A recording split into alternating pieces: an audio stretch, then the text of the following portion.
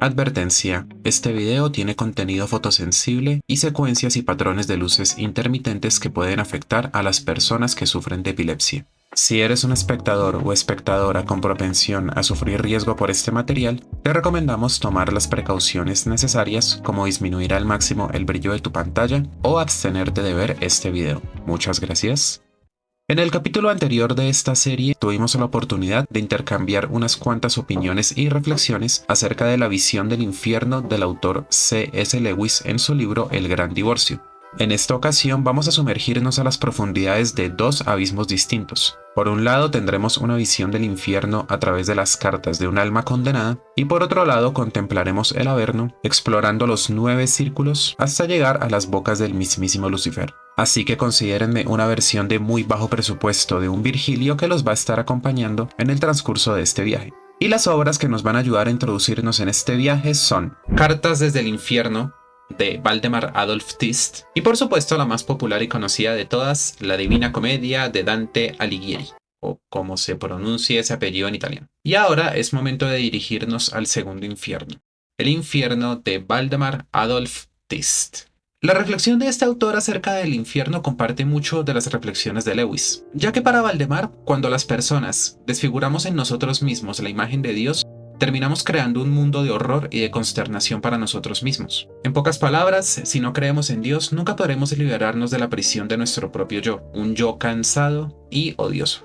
Y esta reflexión acerca del infierno de Valdemar hace parte de la introducción del libro, la cual fue escrita por el mismísimo George MacDonald. Así es, el mismo George MacDonald que en el libro del Gran Divorcio sirvió como guía del protagonista en su proceso para poder llegar al cielo. El protagonista escribe en primera persona que justo al morir, su conciencia se desvaneció momentáneamente, solo para volver de golpe en un lugar lúgubre y oscuro. Podía ver, aunque no hubiera un atisbo de luz, y el frío era tan profundo que le producía un castañeo de dientes. Además, yacía envuelto en vapores nauseabundos. El frío era producido por una profunda sensación de desnudez. Despojado de toda su hombría y su orgullo, no era más que una sombra del hombre que alguna vez fue. También describe que había una sensación desagradable al caminar, la sensación de un suelo blando y viscoso, probablemente pavimentado por las buenas intenciones de las personas. También podía haber un destello tenue de luz a lo lejos, y siluetas sombrías de castillos y casas a su alrededor. Se vio rodeado de sombras y siluetas humanas, fantasmas que intentaban gritar y solo proferían gemidos lastimeros, las cuales ante la novedad le preguntaban ¿de dónde vienes? ¿Y qué hay de nuevo allá arriba? En aquel momento el protagonista entra a una taberna, buscando acercarse al fuego de la chimenea, por supuesto sin obtener calor, bebiendo una copa que estaba vacía y envuelto en una túnica que no cubría su desnudez ni su frío. Todas esas cosas solamente existían en la imaginación. Bastaba con pensarlas para que aparecieran, pero no eran reales y solo intentaban vanamente disimular la desesperación. El tormento de este infierno consiste en un contraste espantoso, un frío insoportable por fuera y un fuego consumidor por dentro. Incluso el más desdichado de los mortales puede considerarse infinitamente más dichoso, pues están en un mundo de realidades, por dolorosas que éstas sean. Pero en el infierno, donde todo es imaginación, sombra y nada, solamente la miseria es real. Al parecer, este fuego interno es producido por todas las decisiones que se tomaron en una vida, las cuales se hacen patentes como una constante acusación. Y una cosa importante a aclarar es que el protagonista de esta historia se define a sí mismo como un hombre que, bajo los criterios del vulgo, podía ser considerado como un hombre bondadoso, alguien amable e incluso servicial. El protagonista también comenta que hay una distorsión en la percepción del tiempo debido a la oscuridad. Pueden pasar horas, días o años, pero solo unos instantes bastaron para que el protagonista reviviera toda su vida terrenal con todos sus horrores. Cada ser desdichado allí está movido por un impulso irresistible de imitar su vida terrenal. Se pueden imaginar ciudades, palacios, teatros, iglesias, pero todo lo que aparece al instante, con solamente imaginarlo, es sombrío, desprovisto de sustancia y termina siendo una caricatura de la realidad. No es más que pura vanidad. El protagonista narra que vive en una plácida morada, su casa de campo con un parque y un río a la cercanía, y se puede decir que frecuenta la sociedad elegante del infierno. La miseria del infierno es que se anhela placer puro e impuro, pero ya no queda ningún sentido que satisfacer. solamente la pura codicia. Este infierno parece extenderse hasta el infinito, salvo por una frontera donde hay un gran abismo que lo separa del cielo. Y de aquí proviene esa tenue luz que se vislumbra ocasionalmente en el infierno y que es imposible alcanzar. El abismo parece como un lago de fuego fundido, pero sus llamas carecen de poder luminoso. En ocasiones la luz del cielo resplandece y deslumbra el infierno, otorgando una visión del paraíso a los condenados, que como el rico alzan su vista hacia el paraíso y los bienaventurados que allí moran. Hay también un río nauseabundo y putrefacto, con el espesor de la sangre coagulada, cuyas aguas se enturbian más ante la locura y la vanidad de la tierra. También hay un cierto orden social y político. Con el tiempo se reúnen personas con el mismo pensamiento y forman sus ciudades. Aquí puedes encontrar políticos, antediluvianos, etc. Algunos se ven obligados a rumiar las mismas pasiones a las que se entregaban en la tierra. Con horror y asco, el glotón solo puede pensar en festines, el asesino en su acto sangriento, el voluptuoso en la lujuria, el avaro en sus riquezas. Básicamente, cometer en espíritu los mismos crímenes que en la carne, pero ahora sin satisfacción. Otros en vano buscan reparar su mal, intentando hacer obras de caridad y reparando el daño, pero todo es inútil. Impulsado a perseguir las vanidades que añoraba en vida, el protagonista se ha rodeado de un círculo de personas que el mundo llamaría respetables, cuyo único deseo era vivir cómodamente. Ya sabes, de esas gentes que están dispuestas a que nadie pase hambre siempre que ellos tengan todo lo que necesitan, sin imaginar nunca que los menos afortunados podrían ser sus hermanos.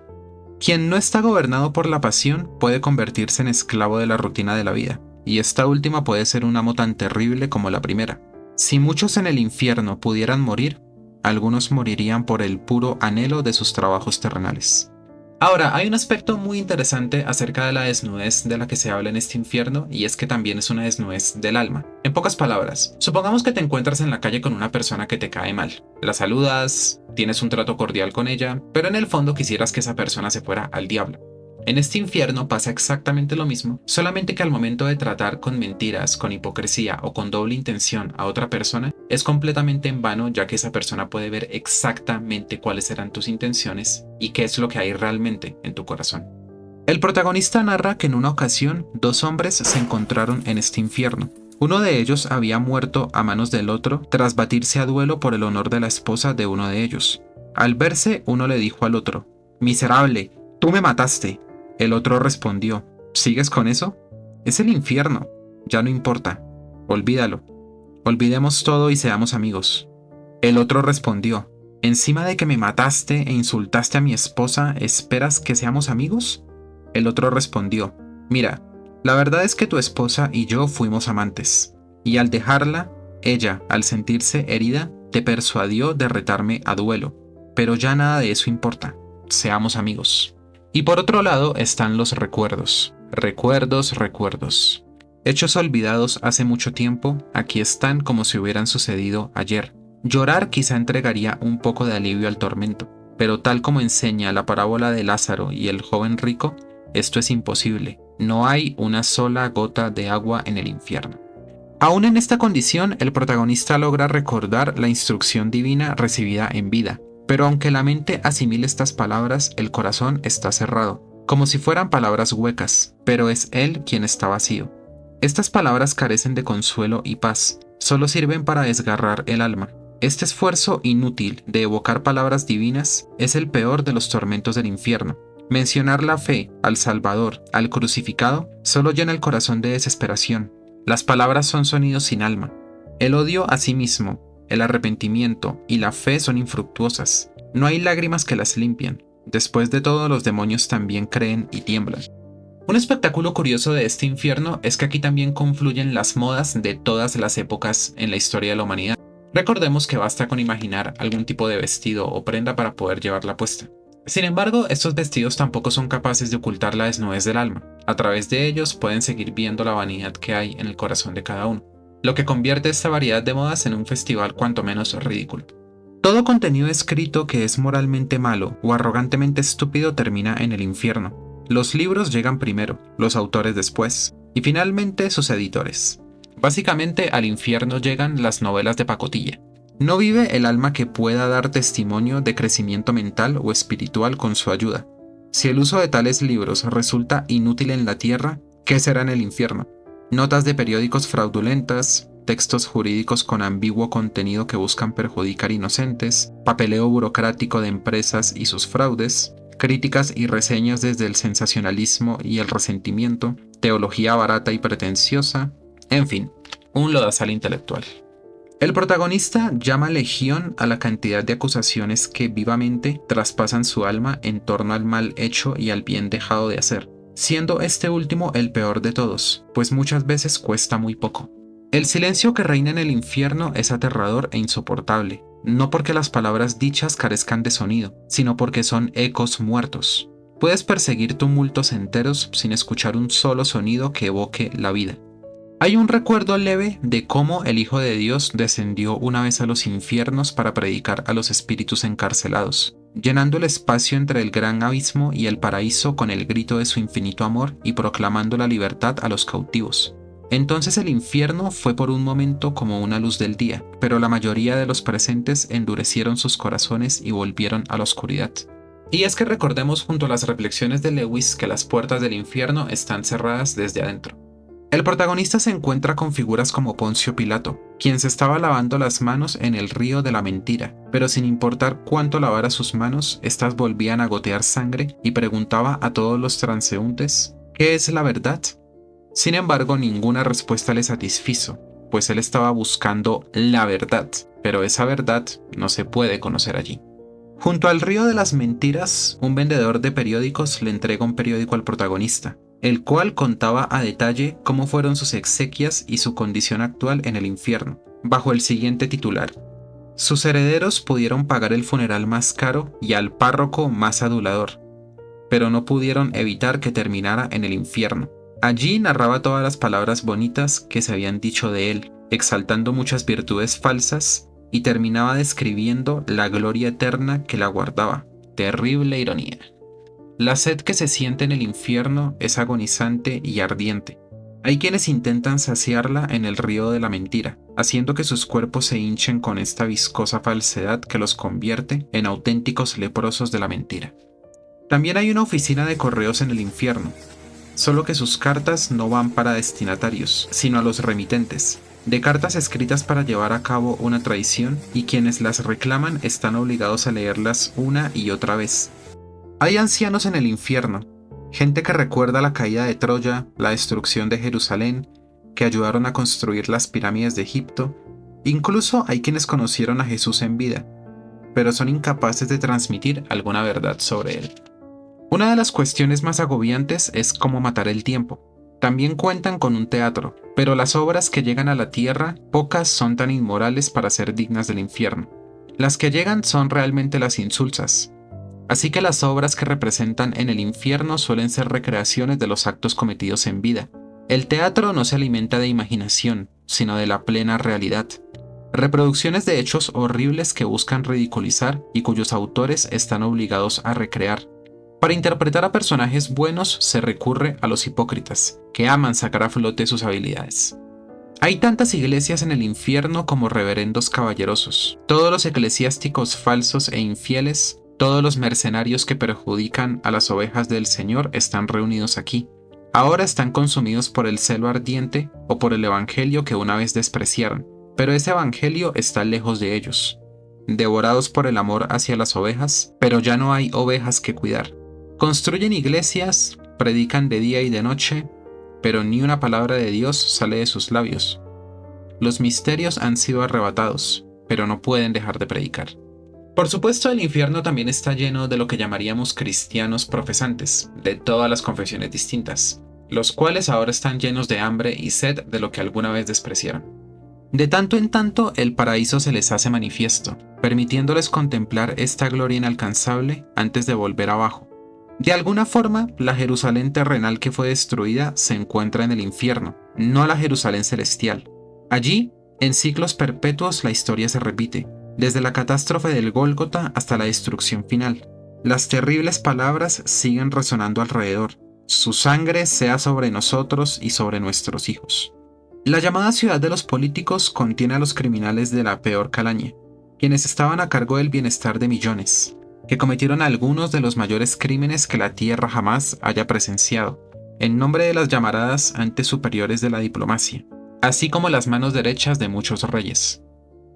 Al final, el protagonista deja abierta una esperanza posible de que todo el tormento y dolor de las almas del infierno haga que, cuando estos condenados vean al Salvador manifestarse en su gloria, corran a sus pies buscando el perdón, pero reconoce que es tan solo una especulación y no se atreve a afirmar nada.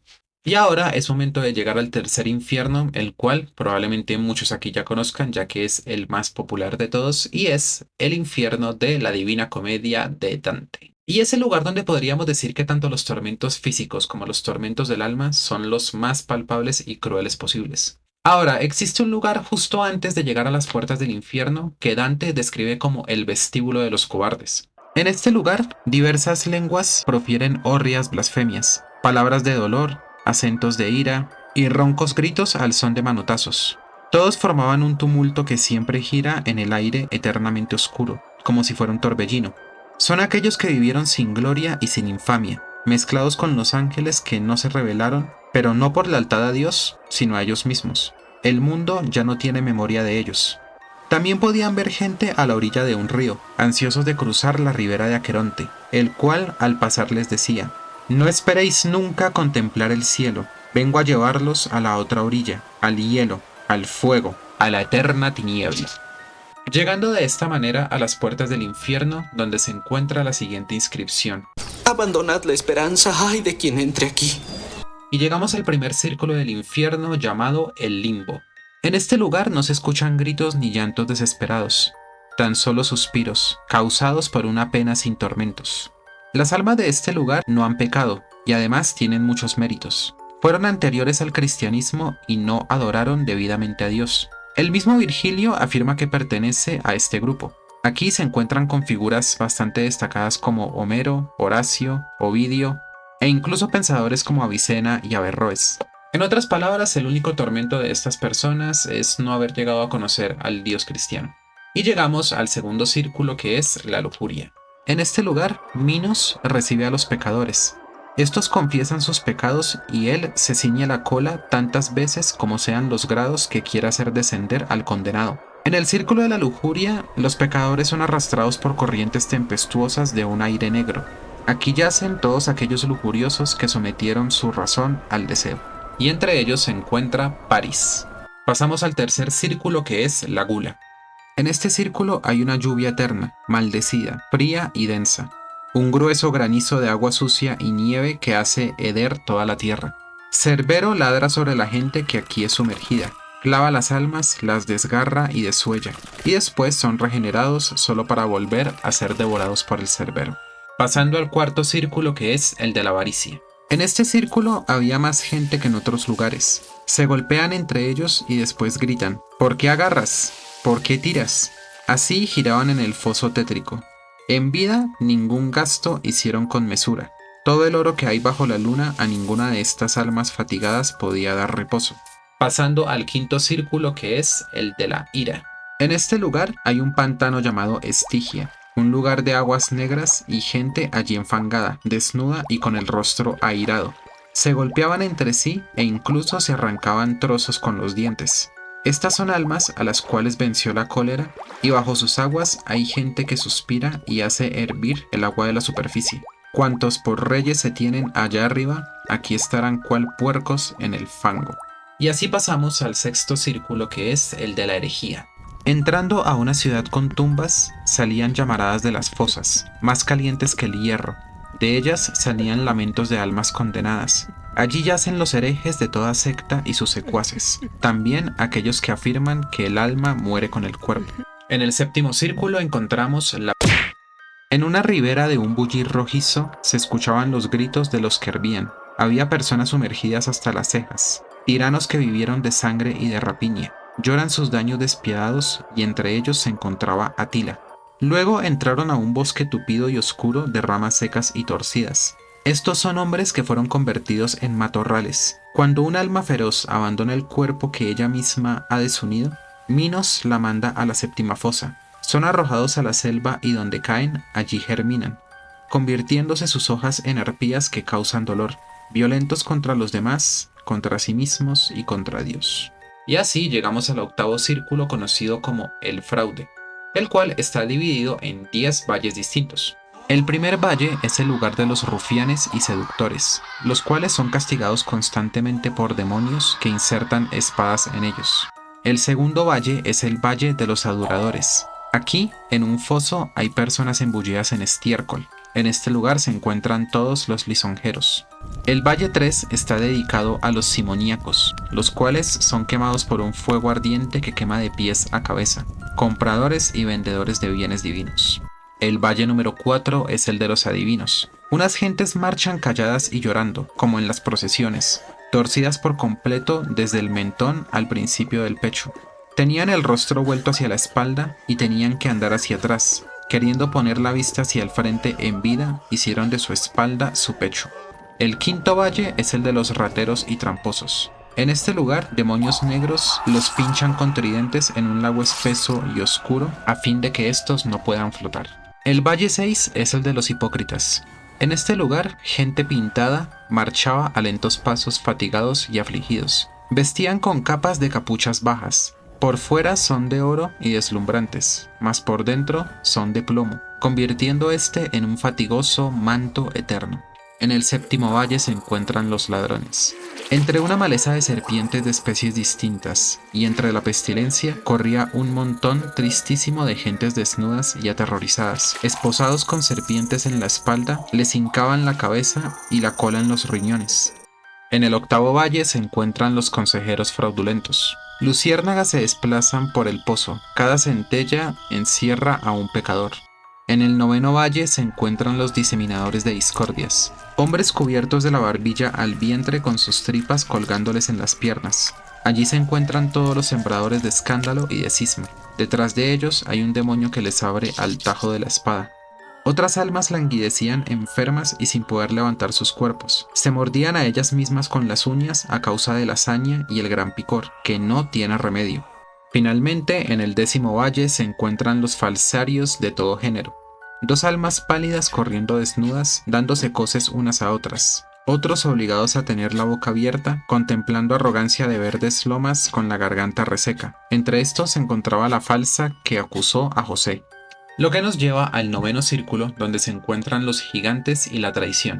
El primer valle es el de los traidores a los parientes, en el cual hay un lago de hielo y vidrio, el cual contenía en su interior sombras castañando los dientes cual cigüeñas. En los valles 2 y 3 se encuentran los traidores a la patria y a sus comensales, los cuales sufren horribles tormentos y padecen un hambre profunda que supera todos los deseos naturales.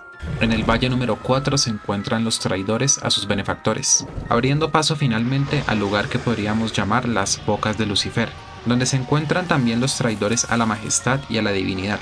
En este lugar podemos ver al monarca del doloroso reino. Igual de bello como fue, ahora es grotesco.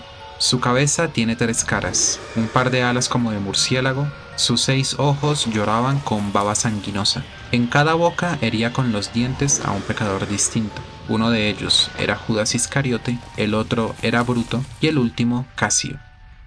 Y bueno, eso sería todo por el día de hoy. Recuerda que si deseas apoyarme con este contenido puedes suscribirte y darle clic a la campanita para que YouTube te avise cada vez que subamos un nuevo video. Me estarías ayudando muchísimo con un like y con un comentario en la caja. Y no siendo más, mis mejores deseos para ti a lo largo de esta semana y te veré cuando te vea.